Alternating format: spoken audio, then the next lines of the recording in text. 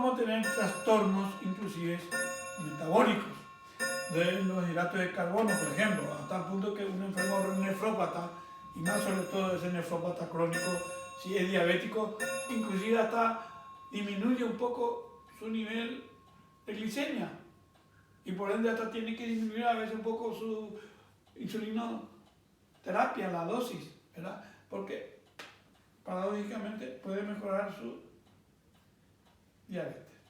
O hay trastornos en el metabolismo lipídico, o hay trastornos a nivel hidroelectrolítico, como ya habíamos comentado. Aumenta el potasio, aumenta el sodio porque no se elimina, y todo eso tiene su efecto dañino sobre esa economía. Y por último, otro efecto muy importante cuando vamos prácticamente ir terminando con nuestro enfermo, es que esa urea que se infiltró en los pulmones, que se infiltró en la piel, que se infiltra por todos lados, se infiltra también acá arriba, en el sistema nervioso central, y va a llevar a una pérdida de la conciencia. No vas a estar lúcido, vas a estar nubilado a tu producto o en coma. Coma, un sueño profundo quiere decir coma, ¿no? Y debido a la intoxicación amoníaca, un coma urémico, se dice. Porque los comas hay por múltiples causas, pero estos comas endógenos, ya, sobre todo por metabolismo alterado, en este caso de la urea, ¿verdad?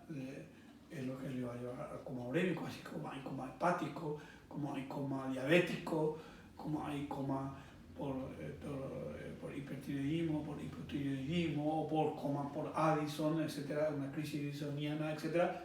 En este caso tenemos el coma va a ser llamado urémico porque la urea lo que está aumentando, que le va a llevar a este individuo a la pérdida total del conocimiento, ¿verdad? Y en un sueño profundo.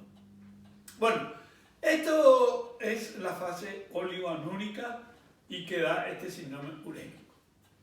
Y que muchas veces, o por no decirlo, casi siempre tenemos que hacer a veces una diálisis rápido para tratar de que no se nos muera el enfermo, si no se nos va a morir por una hipopotasemia, una arritmia brusca y una muerte súbita, y no va a sentir nada, no te va a decir me duele nada más, ¡pum!, paró su corazón porque fue una disritmia, una arritmia, y ahí nomás se quedó. Una muerte súbita, al inicio así brusco, en milésimas de segundo, no se sintió ni un dolor cardíaco, nada, ahí nomás se quedó. Una muerte súbita por esa hiperpotasemia, por ejemplo. Por eso va a requerir diálisis, como vamos a ver oportunamente.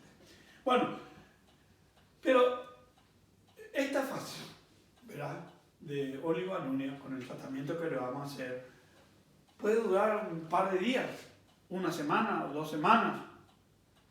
Y como mientras tanto vamos a someterla al riñón artificial, mientras su epitelio tubular renal se reponga, ¿verdad?, por si produce su necrosis o lo que sea, o mientras desobstruyamos, etcétera, por otras causas, etcétera.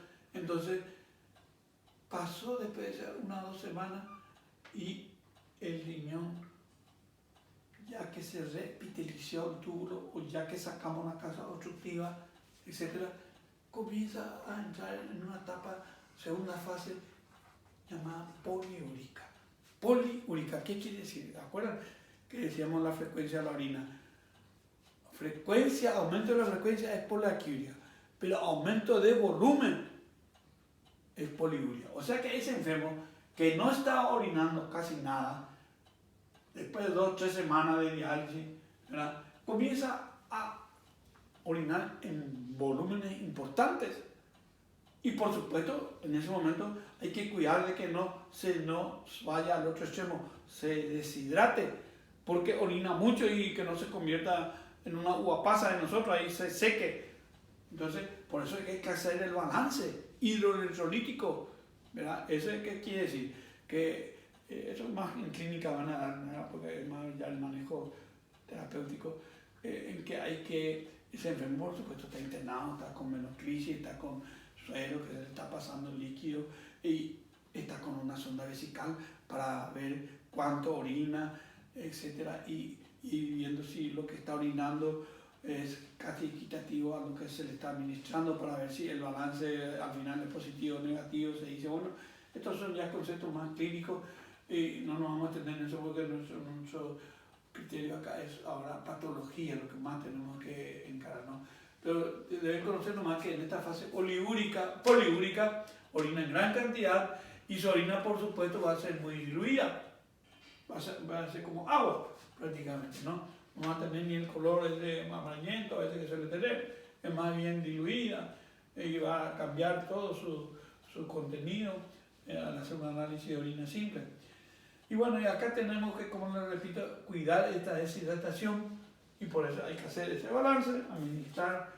Si orinó 5 litros, hay que darle 5 litros de suero o más, inclusive, porque también no solamente por la orina está perdiendo líquido, está perdiendo por el sudor, por la respiración, por las heces y todo se pierde líquido también. De manera que hay que hacer ese balance muy exquisito con controles laboratoriales también de sodio, potasio, etc., porque ahí también se nos puede producir a la inversa del cuadro anterior o de la fase anterior, que era aumento del potasio, por ejemplo.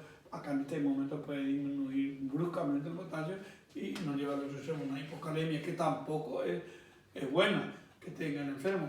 Entonces, por eso hay que hacer un buen balance, como les repito, hidroelectrolítico, ¿verdad? Y bueno, hay que bajar estos valores altos que tenía la primera fase llamada oligoanúrica, estos valores altos de la fase anúrica, y para ello es que tenemos que ir a una hemodiálisis mientras no orina bien, mientras no cumpla su buena función. Bueno, luego vamos a ver que gran parte de estos nuestros enfermos, Dios mediante, se recuperan. Y son unos pocos los que van a una etapa que quedan ya como secuelas irreversible, prácticamente una insuficiencia renal crónica que dura por muchos años y a veces esos enfermos ya tienen que estar sometidos de por vida a diálisis, ¿verdad? Y eso es fácil decir, hacer diálisis, pero no es tan sencillo el tema, ¿eh? Implica muchas imponderables, tanto económico como operativo, etc. Es una cosa muy complicada porque se puede ligar hasta infecciones en esta diálisis, ¿verdad? O si no, ese enfermo puede terminar por dos formas: evitar morir, fallecer, o por una septicemia. Ya decíamos que está disminuyendo su defensa y por eso puede ser sepsis, era negativo, una positiva, una lo que sea. O bien, ese enfermo puede presentar sangrado importante, una hemorragia importante que pueda llevarle a la muerte. ¿Verdad? Que ese puede ser el final de ese enfermo. El diagnóstico implica, por supuesto, no solamente esto que estamos comentando, la parte clínica, sino que el soporte que nos va a dar el medio auxiliar diagnóstico que va a constituir el laboratorio principalmente. En la rutina química de la sangre, sobre todo desde el hemograma para ver si no está anémico, si no tiene leucopenia, si no tiene neutropenia, etc. La urea, la creatinina, los electrolitos, potasio, sodio, cloro, calcio, todo esto van a ser estudios importantes que yo voy a tener que someter a mi enfermo para poder solventar que mi diagnóstico está correcto teniendo estos medios auxiliares. Y el pronóstico, ya le dije, ahí es, por suerte, muchos, si es que se actúa rápido y pronto, se recupera al íntegro, pero en otros casos lastimosamente van a la insuficiencia renal crónica. Insuficiencia renal crónica, que es prácticamente lo mismo que este síndrome urémico que estábamos diciendo, solamente que se diferencia en que la insuficiencia renal aguda se extiende con el tiempo, o sea, dura ya meses o años, va a ir durando esta insuficiencia renal, estas manifestaciones que estábamos diciendo recién, ¿no? Entonces, en ese caso entramos en lo que llama esta insuficiencia renal crónica, cuando se extiende en el tiempo estas manifestaciones de insuficiencia renal aguda. Y que van a tener que sí o sí ir a terminar siendo dializados, porque de otra manera puede ir a la muerte. Ahora vamos a mostrarle algunos esquemas acá de insuficiencia renal, la diálisis como el mecanismo y el otro cuadro que van a ver de insuficiencia renal crónica. Gracias.